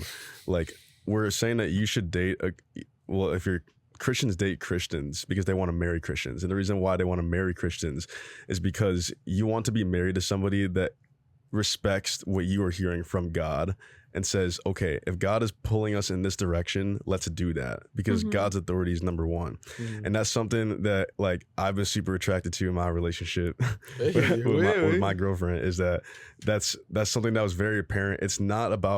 It wasn't about her saying like, I'm okay with whatever career you want to do. It's that from like day one, there's this huge emphasis that she's portrayed of just wanting to hear from God. Like she so badly just wants to make sure that like I'm doing what God wants me to do. And like, that's what we're talking about, is that when you're married to somebody that just really badly wants to do what God wants them to do, that's going to bleed most like clearly in career. Because if God is pulling me in this direction, I want to be able to look at my wife and say, hey, like, I think God is pulling us to go into this direction. And I want her to be like, well, what God says is the most important thing, so let's do that. And I want to marry somebody who's listening to God so that she can tell me as well, like, hey, the Holy Spirit's been impressing this on my heart. Like, I think we should be going in this direction. I think I need to go in this direction. Like this is what the Holy Spirit's saying. And I want to be married to somebody who's open to that. And like, I'm attracted to that. Like, and I don't think I can say that I've always been attracted to that. But when you are sanctified, meaning you're getting closer to God and becoming more like Him, you become more attracted to the things that God is attracted to. God is attracted to people who want to hear from Him. So that has been like something that got me excited to jump into this relationship I'm in right now, and that's what we're talking about with career. Is about hearing from God more than anything. Yeah, it's just so isn't what the verse said, all good and perfect things are from above, right? Yeah. And so the idea that literally just like, again, we talk about this all the time, God will tell us to do things, God will command us to do things, the Bible will tell us to do things, but none of it is without fruit. None of it is without benefit for him and his kingdom and his glory, and for our lives and for us experiencing that. And so when Caleb says like I wasn't always attracted, that doesn't mean he was forced or indoctrinated or like to think this or whatever. It's because he's been on one side of the spectrum, one area of life. I've been in one area of life. Kimmy's been in one area of life, and I've tried things on my own. I've pursued what I thought I should pursue. I pursued what the world told me to or forced me to pursue. But ultimately, I see so much value and so much more love and joy and delight and fulfillment in the things of the Lord, and like especially in relationships, because that was for me, that was the most destructive area of my life, and I did not know how to love properly. I did not know what love was. I didn't know how I should lead. None of this stuff. And so if you're a guy out there, if you're whatever, and you feel like whatever. Yeah, I don't know why I said that. And you feel like you're in that same position where it's like, man, like I feel like relationships are like my downfall, like girls are my downfall, women are my downfall. I just want to like say again, reiterate what we said on the point episode. But you need people that will build you up and hold you accountable. But ultimately, I promise you that like no matter what you think, if you're the guy that thinks like, oh, I'm gonna see how many bodies I can get this week or before the end of the school year or whatever. Gross, man. And you think that's the best thing. First of all, that's horrific and disgusting. And I really don't like girls. You should not stand for that. But it's like there's so much more joy in me getting to know Kimmy, growing closer to her, loving her, learning how to love her. But then also us having a sacred and intimate relationship inside the confines of marriage where we've both made vows to each other to love each other. We didn't just say, oh, I love him today, I love her today, and then when I don't, like we both like sometimes we annoy each other, me probably more than you, but we both annoy each other sometimes. We're not perfect, but it's like at the end of the day, we've all made that decision, that choice to love each other. And when we get married, it's us making those vows to love each other and care for each other no matter what. And so the thing that I remember that I just want to say quick is that, Kimmy, do you remember, I don't think this was this week, but this was last week. And I literally came to you. I just hugged you and I was talking to you, and we had like I think we were just hanging out. We had like a really good time. And I just felt like, I don't know. I was just like on top of the world. And when I left, like, man, this dude done bad. No, I left as you should be. And I left and I was so happy. And when I said to Kimmy before I left, and one of the reasons why I was so happy, by the way, is because whenever I see her smile, whenever I see her laugh, whenever I see her succeed, it brings me so much joy. And so God. The reason why I was so happy is because she genuinely also had an amazing time, which is good. If you don't have an amazing time or a good time ever with somebody when you're in a relationship, that is a red flag, genuinely. But I literally said to Kimmy, I was like, Kimmy, I'll be so honest, like, and she was like, yeah, I like had a great time. I was like, I had a great time, whatever. And I was like, I'll be so honest, like, I feel so good right now because I feel like I'm able to love you so much better. I feel like I've gotten so much closer to God this week. And I feel like through getting closer to God, I've been learning how to love you better, how to love you more. I've been pruning different areas in my life that I'm struggling with, but I'm also like, again, learning how to love her. And it's like, that's a mission that I've chosen to take, not just because God tells me to love other people, love others as I love myself or anything, but I've chosen to specifically love Kimmy with a different type of love. And I care about her so much. And I have only been able to love her to the standard or the bar that I've been able to love her because of God and because of what He's done in my life and because of what He's shown me. Because I guarantee you, if none of this stuff happened, I would not be able to love Kimmy the same way that she deserves whatsoever as a child of God. And so if you're learning how to love, I literally, like, when we broke up, I told you this, the morning, it was crazy. Like, I was literally just like, okay, like, I genuinely thought that more was wrong with her than me. I was like, yo, like, what is she's got to work. Got some work. I was like, God, like, she's got to work on a lot, but what am I supposed to work on or get out of this? And I kid you not, like, that would, like, I just had to, like, check my heart because I definitely had a lot of pride. I literally just went to my journal. I went to First Corinthians 13, 4-7. People hear all the time. I literally wrote down everyone one by one. I wrote, love is patient. And I went down under there and I listed, I just wrote down, I was like, do I think that I've been doing a good job of exemplifying or leading or like showing this to Kimmy? I went through all of those, and at the end I was like, wow, like I was not in that relationship loving her how I was meant to be loving her. And so yeah, that's just all a long way of saying just that that time when I said that, it's because I felt so close to God and I was so filled with love and fulfillment and purpose, not because of Kimmy, but because of something greater and even outside of Kimmy. And that spilled over and that poured over into my love and our relationship. But Word. Yeah. There's one more thing that I think is, and I'm excited to get into this. So I think that another overarching reason that Christians date Christians is because like they want to marry Christians. And I think they want to marry Christians because I think God wants Christians to be married to Christians. And he's made that clear in scripture. And I think that if Here we go. and and I think that obviously like so y'all heard Kimmy's testimony a couple of weeks ago, so I'm gonna ask them their thoughts on this, but like I believe like that it's okay. I'll just read the scripture. Okay, Yeah. 2 Corinthians 6:14 says this: "Do not be unequally yoked together with unbelievers. For what fellowship has righteousness with lawlessness, and what communion has light with darkness?" Yeah. So some of you just heard me say that and you're like, whoa, you're accusing me of being like, what did it say? Lawless and dark. Like, I'm gonna be honest with you. Like if you're listening to this, I love you, and that's why I'm saying this. Like, I love you. like sure, like I love you as like another human being, right? you can't say that to somebody other than your girlfriend. No, I'm kidding. Stop, bro. Sorry. Like, listen, I care about y'all a lot. So I'm gonna tell you right now that like, if you don't have the Holy Spirit in you, like you do not have like the source of true light in you. And I'm telling you that because I want you to experience what I've experienced through that light. Okay, so let me just say that. So because I know I ruffled feathers right there by reading this verse. Okay. Now, again, I think this verse, what is a more clear picture of being yoked with somebody than marriage? What is a more clear picture than that? Like when the yoking it's talking about is when you have two oxen and you put like this wooden yoke over them so they're going in the same direction. If you are married to somebody who's not Christian, you guys are going to be fighting to go in different directions when but the yoke is going to force you. You want that yoke to be light and easy. Jesus said, "Take my yoke upon you, for my burden is easy and my yoke is light." Whatever, I flipped that. But like what I'm trying to say is that you want both of you to be submitted to Jesus so that you can both bear that easy yoke and go in the same direction, not be fighting to go in different directions all the time. I think that's God's will. Therefore, I think if you're a Christian and you're looking to marry somebody who's not a Christian, you are outside the will of God. If you're trying to do that, I cannot imagine God telling you that you are supposed to marry this non-Christian, because that would be God telling you that he wants you to be unequally yoked in a marriage. I can't imagine God saying that. And I think there's a place like where if you are romantically attracted to, like if me as a man is romantically attracted to a girl, this is hypothetical obviously, like hypothetically attracted to a girl who's not a believer, the solution to that is not to enter into a relationship with that person. It's to share the gospel with them and witness to them.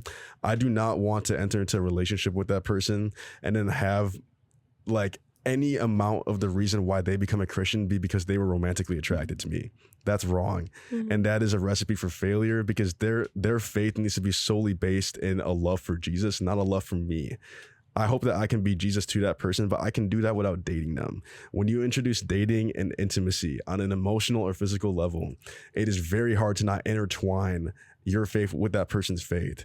So you want to be dating and married to somebody who they are following Jesus because they are in love with Jesus, not because they're in love with you and the path to you was Jesus. That sounds crazy. Do you want to be before God one day and look at him and like and he's looking at you and he's like, this person that you were married to, like they didn't really have a relationship with me, and maybe they like kind of started like twiddling their thumbs with it, but like it was because of you. Who are you? Mere human being, like like that you were okay with that happening. So yeah, that's all I'll say for now.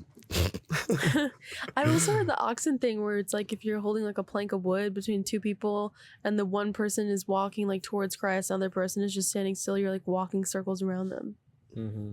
Yeah. Literally like, yo, you guys seen Moana, right?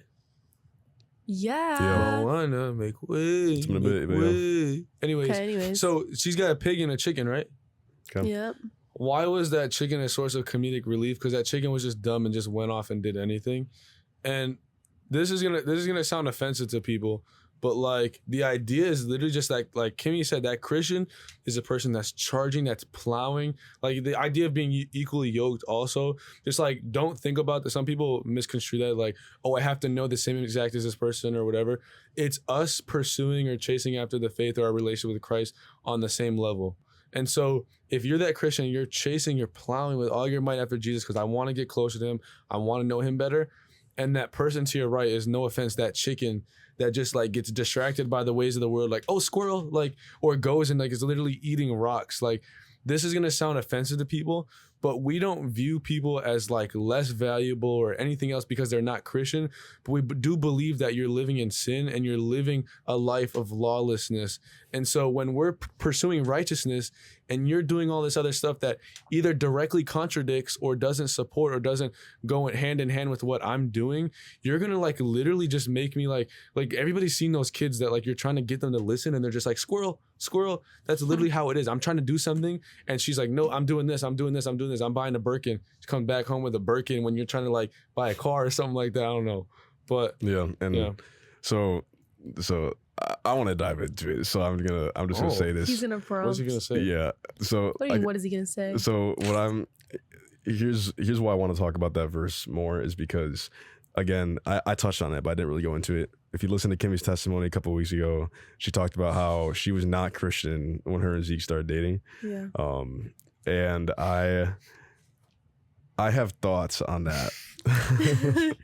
Caleb's concerned. I have thoughts on that. Do you guys want to hear my thoughts first, or do you want me to ask you? Well, we pretty much know your thoughts. You can say your thoughts. You can say your thoughts. Well, I'm gonna say it anyway. Yeah, but so like, you just say your No, I thoughts. know. Start Say there. it. Start there. Yeah. So here's the thing. At the end of the day, Here we go. No, you always say. I'm Here we playing. go. Oh my gosh. my God. But okay, here are my thoughts on that. Okay. When I do something that God does not want me to do, and something beautiful comes out of that, that does not mean that God still did not want me to do that initially. So I'm just being so honest with you guys. So like, Honesty is good. So I think that it is. I mean, there's gonna be people listening to this maybe who are in a relationship where both of you maybe are like pursuing God, but one of you wasn't always, or maybe both of you weren't. Whatever. Maybe you're flirting with somebody and they're not really locked in the faith like that. I'm just trying to tell you right now that like there's this funny thing. Everybody in Christian circles knows that it's wrong to like flirt to convert or whatever. That's like a popular saying. Yeah. But I want to just tell you right now that I don't think it's God's will for you to be in a dating relationship with somebody who's not Christian, because I just don't. It's dangerous, and dating is meant for marriage. So if you don't think it would be God's will for you to be married to a non-Christian, then it's probably not God's will for you to date a non-Christian. And what I'm trying to say is that, just if you date a non-Christian and they become Christian and they have a beautiful fellowship with God that's about God, and you two now like have an opportunity for a beautiful God-centered marriage, that's a really good thing. That's God using something that you were not supposed to do for good. And that's what I think. But the problem now, though, what I'm gonna say is that when you do something that God didn't want you to do and something good comes out of it, but you're thinking about that beforehand, like, well, God could just use this for good. Maybe this person could find Jesus through this. You're telling God that I can manipulate you to get something good out of this because you want this person to be saved. And you're not trusting that God could have done something even more beautiful if he just did what he wanted you to do right away. And whatever pain that was involved or whatever heartache that was involved. So like, here's what I'm gonna say, like with y'all's situation is that it is like, look at what we're doing with this, like with this podcast and with ministry and stuff like that. Like God is using you, Kimmy, and God is using you incredibly right now. And it's a beautiful thing to see. And like, you are a blessing to many different women, like in Crew specifically in ministry and whatever. And you found Jesus through Zeke in a relationship to some degree, meaning like Jesus used Zeke in a relationship. And that's a very beautiful thing. But I'm also not going to sit here. I'm also not going to sit here and say that. Father moment.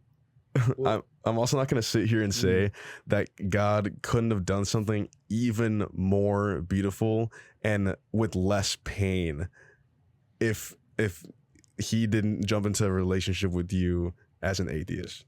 Well, can I just say something right at the back? Sure.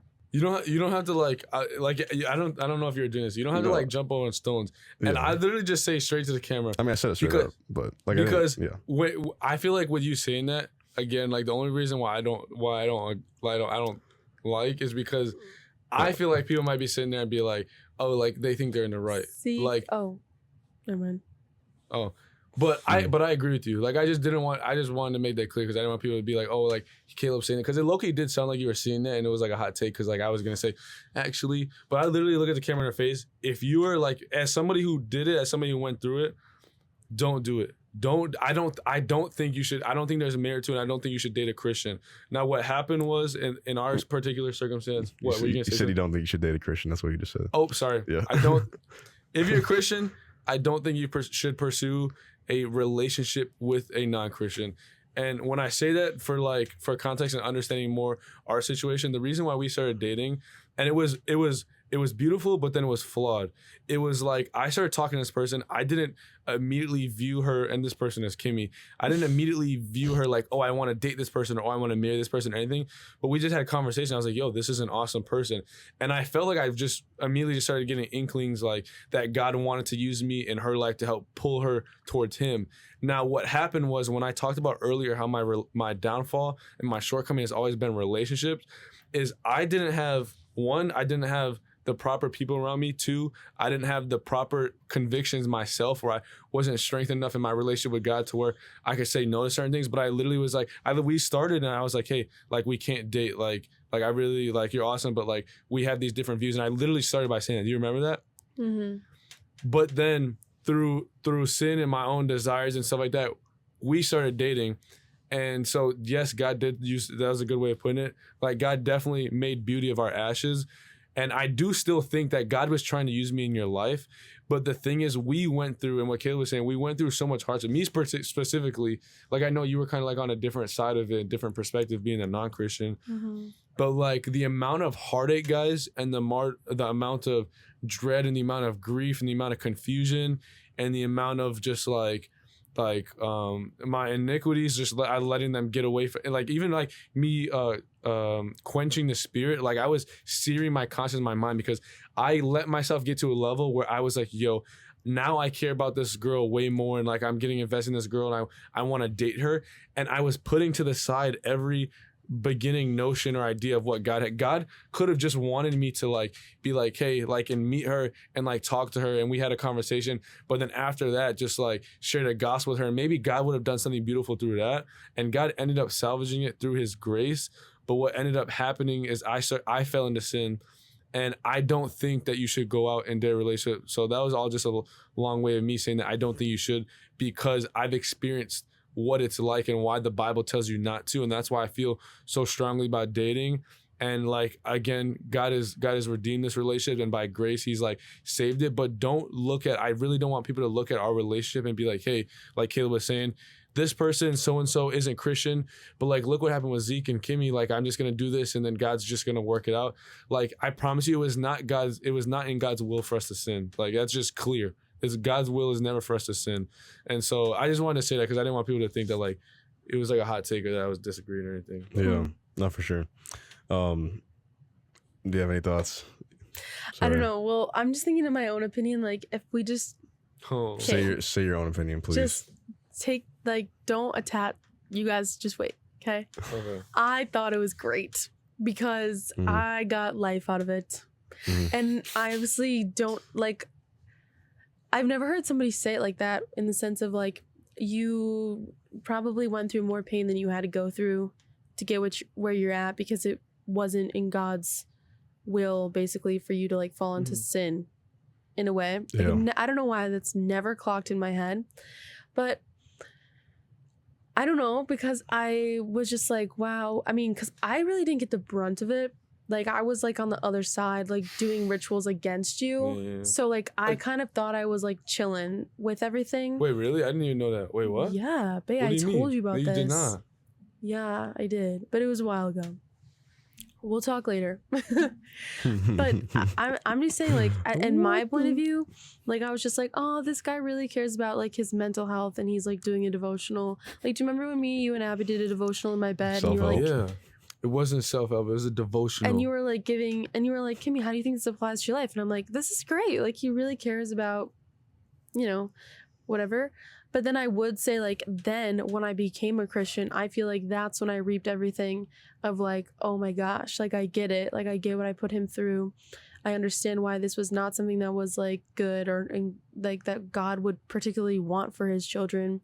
I also feel like then you go through the whole pruning season of like everything that happened with us in like the beginning of the year, and like all of that stuff. I just feel like that was like reaping what we sowed in the beginning of the relationship. So when people like say like, oh, would you recommend that? I'm like, well, from my point of view, it was great because I got life out of it. But would I go through it again? No. I mean, I wouldn't recommend somebody, you know, like, that's just my personal opinion. But then when we look at the Bible, it's like, oh, absolutely not. I wouldn't recommend that to anybody, because God says that we shouldn't do that, or we shouldn't desire for that, or we shouldn't want that, because that's what you guys were saying. But personally, I was like, this is great, because Yeah. I get the gospel like every day, and praise the Lord, I accepted it. But Yeah, but I guess the point I was trying to make is that the ends don't justify the means, and what does that mean? it means Ends that don't like justify. it means that What? finding Jesus does not. How do I describe that? Like, He basically means that where we ended up now, like, Mhm. we have something beautiful, and you're pursuing God. You've been doing a lot of beautiful stuff, but that what we have now doesn't justify what we did or what we went through to to get get here. there.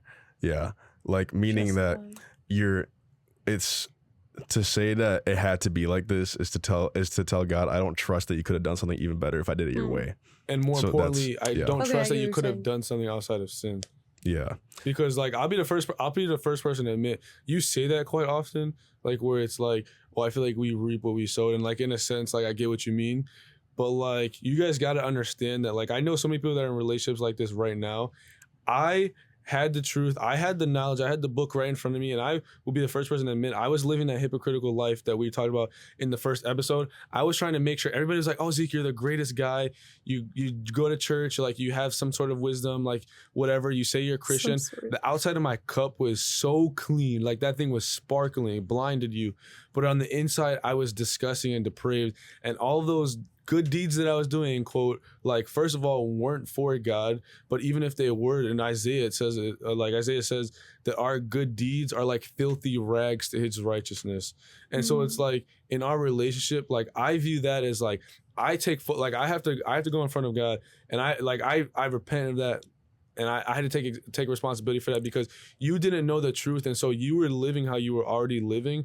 But what I did is I came in as that person that knew the truth, that I knew that I shouldn't have gone into that relationship. I knew all this stuff, and I was secretive about it, and I quenched the spirit. I was like, no, but if.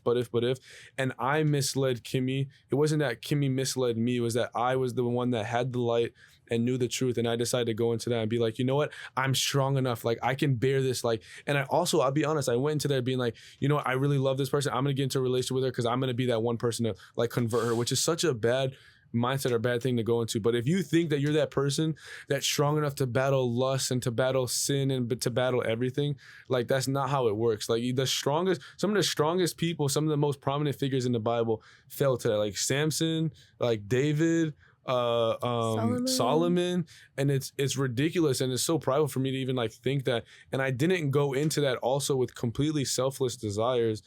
I went into that with selfish desires, being like, you know what, like, I feel like for whatever reason, God has a role for me in her life, whether it just be being a friend and like her seeing or experiencing the gospel through me. But what I decided to do is I decided to be like, you know what, I kind of want to get something out of this. So like, I also am going to just like date her through this. And like, it came to a point where, again, it was just like, yo, this is just ridiculous. And I just was not strong enough to get out of it. And the last thing I'll say, what Caleb said earlier is like, There could be that person just twinkling their fingers because they're experiencing it because they have a relationship with God through you. When I said the breakup between Kimmy and I, we actually broke up we broke up on Oh my gosh. Valentine's Day. Like, and the reason why we broke up though, like the only reason why I had peace in that is we broke up because she got to a crossroads where she was like, I care so much about God. I care so much about my relationship with Jesus. And I just need to make sure that like I have time to make sure that this is something that I wanted for myself. And I'm not talking to God. I'm not going to church because of you and because I love you. So we ended up breaking up, and we ended up just like, we didn't text, we didn't talk, we didn't sit together anywhere. Like we didn't even see each other for a while. Mm-hmm. And then God ended up doing, like we'll share more of our testimony at different time. God ended up doing miraculous stuff in our life, and we ended up coming back together. But Kimmy knows that she has a relationship with God for her own sake. And that's why when you hear like us say that like we broke up in the past, that was why we broke up, because Kimmy was like, I need to make sure, and which is so admirable in my eyes. But so there's also like there's another lens to 2 Corinthians 6:14. It says, do not be unequally yoked with unbelievers. So I think like there's also a level of being unequally yoked that pertains to how Christian somebody is. And you guys are probably like feel tense in your spirit. I'm just saying that because that's a weird statement. Like, how Christian can someone be? So you're either sold out for Jesus or you're not. And I think like there is a spectrum to spiritual maturity, meaning there's a spectrum to how much of your life is reflective of the fact that you are Christian. Is it every minute of your life? Is it just on Sunday morning? Is it just when you see your family? Is it just on certain holidays? So Christians don't only want to date Christians so they can marry Christians. Christians want to date Christians who are sold out for Jesus so they can marry Christians who are sold out for Jesus. Mm-hmm. And some of you are listening to this episode and are like, I'm dating a Christian. He's cool with me going to church. Yeah, and he has a Bible verse in his Instagram bio. Or she has a Bible verse in her Instagram bio. That's how you know. And like I say, consider this a lot. Consider this heavily, okay? That if you hope that tomorrow, next week, next month, and next year, you are more spiritually mature than you are now, date somebody who also wants to be more spiritually mature later than they are right now, because then you are actually heading in the same direction. Mm-hmm. There's a metaphor, actually. It was my girlfriend that brought this up to me. Is like this triangle where like Jesus Christ is at the top of this triangle, and like the two people in the relationship are on each side, and as you both pursue Jesus, you're going to meet and get closer and closer to each other because you're going to understand each other better. Yeah, she definitely goes to Doxa. She literally told me that same thing. That's why I was laughing. Rob said that at Doxa. Yeah. So, anyways.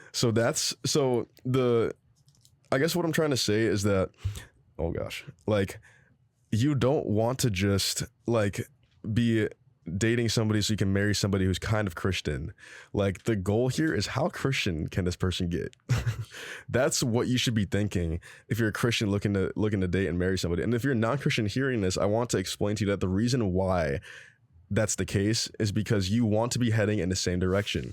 If you are both pursuing Jesus, you're both going to get more and more spiritually mature, and that number one thing in your life is going to become more and more mutual. Meaning like you're going to be more and more in sync in your marriage because you are both becoming more and more like Jesus. That's a beautiful picture, a super beautiful picture. So don't settle for somebody who doesn't want that.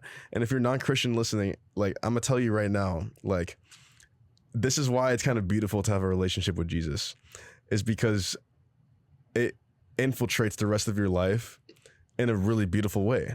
Like it leaks its way into how you date, and you're gonna end up in a relationship with somebody who you're looking at it and you're starting to be attracted to things that God is attracted to, and that's only gonna build as you get married, because you're gonna get married on that premise, and your marriage will only get more and more and more beautiful because you invested in an appreciating asset, which is somebody's relationship with God, not a depreciating asset like their physical beauty or their personality, because that can change as you go deeper into marriage.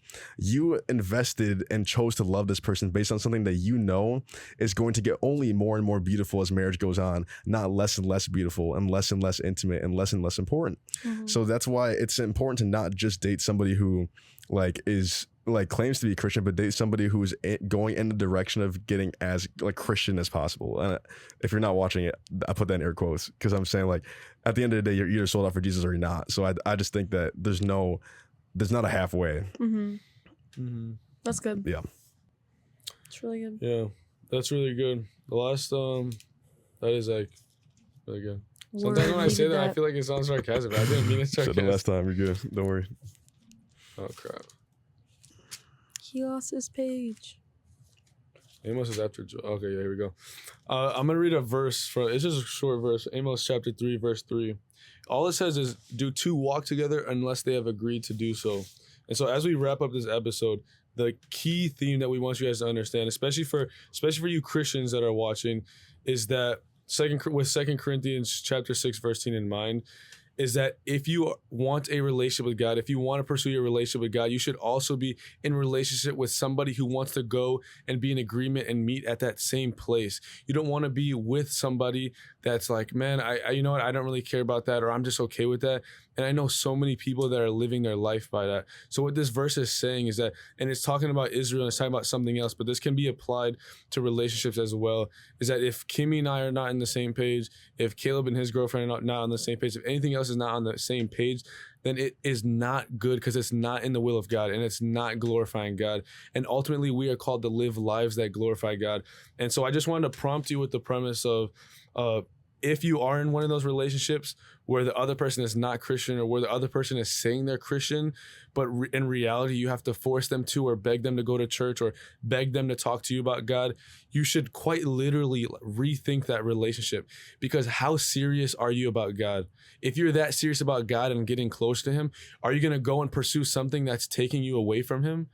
I let that and I allowed that to take a foothold in my life. I allowed that to be in the driver's seat of my life when Kimmy and I started dating, and it ripped me apart. It tore me apart. I felt broken. I couldn't even go to my room at night and pray to God because I felt conviction. And what did I do with that conviction? I didn't use it to turn to God. I took it and I silenced it. I was like, no, because if I don't think about it, it won't be bad. If I think about, you know what if in the end Kimmy and I get married and she ends up being Christian, it won't be bad. That's not what matters. That's not what is important. I did not like Caleb said it so well. I did not trust God with her. I trusted myself. I was like, I'm going to take this into my own hands and do whatever I want, even if it involves sin in the process. And so just what we want you guys to get out of this. And like I said, we'll talk about sex before marriage specifically. We'll talk about how to date and all these other categories on future episodes. But please read that book that I mentioned, Single, Dating, Engaged, Married, because you guys need to know first and foremost your identity and the purpose of your life before running and going and looking and searching for that in somebody else. Because even if you're not actively saying that you're doing it, you are still subconsciously doing that when you're looking for pleasure in somebody else and confiding in somebody else. And so thank you guys so much for listening. We look forward to watching. Oh yeah, we're watching. We appreciate you guys so much. We hope you guys enjoyed it. If not, leave a comment. If you did, leave a comment. Feel free to reach out to us in any questions. But yeah, we love you guys. We just want you to know that Jesus loves you guys and that he wants a relationship with you guys. But we'll see you next week, Wednesday at noon on the Reconcile Room. Bye. See you later.